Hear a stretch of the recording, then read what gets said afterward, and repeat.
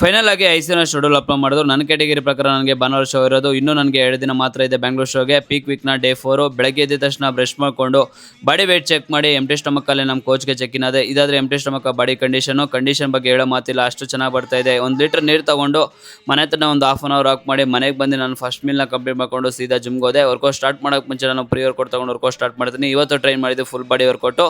ಫಸ್ಟ್ಗೆ ನಾನು leg extend ಒಂದು 3 ಸೆಟ್ ಮಾಡಿಕೊಂಡೆ, ಲೆಗ್ ಕರ್ಲಲ್ಲಿ ಒಂದು 3 ಸೆಟ್ ಮಾಡಿಕೊಂಡೆ, ಮಿಷಿನ್ ಚೆಸ್ಟ್ ಪ್ರೆಸ್ಸಲ್ಲಿ ಒಂದು 3 ಸೆಟ್ಟು, ಬೈಸಿಪ್ಸು ಕೇಬಲ್ ಕರ್ಲಲ್ಲಿ ಒಂದು 5 ಸೆಟ್ ಮಾಡಿಕೊಂಡೆ. ಅದಾದಮೇಲೆ ರೋಪ್ ಪುಸ್ಟ್ ಅವನು ಟ್ರೈಸಿಪ್ಸ್ಗೆ ಒಂದು 5 ಸೆಟ್ ಮಾಡಿಕೊಂಡು, ಡಂಬಲ್ಲು ಲ್ಯಾಟ್ರೈಸ್ ಒಂದು 5 ಸೆಟ್ ಮಾಡಿಕೊಂಡು ವರ್ಕೌಟ್ ಎಲ್ಲ ಆದಮೇಲೆ ಇದು ನನ್ನ ಬಾಡಿ ಕಂಡೀಷನು. ಇದುವರೆಗೆ 3 ಶೋ ಮಾಡಿದ್ರಿ, 3 ಶೋ ಅಲ್ಲಿ ಯಾವತ್ತೂ ಈ ಥರ ಕಂಡೀಷನ್ ತೊಗೊಂಡಿಲ್ಲ. ಈ ಸಲ ಬೆಟರ್ ಕಂಡೀಷನ್ ತೊಗೊಂಡೋಗ್ತೀನಿ.